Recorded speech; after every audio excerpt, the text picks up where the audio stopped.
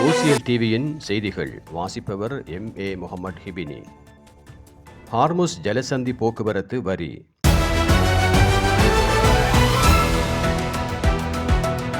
சர்வதேச முக்கியத்துவம் வாய்ந்த ஒரு செய்தியை இப்பொழுது பார்க்கலாம். உலகில் மிக முக்கியமான கடல்வழி பாதைகளில் ஒன்றான ஹார்முஸ் ஜலசந்தியை கடந்து செல்லும் வணிக கப்பல்களுக்கு புதிய போக்குவரத்து வரி விதிக்க ஈரான் அரசு முடிவு செய்துள்ளது.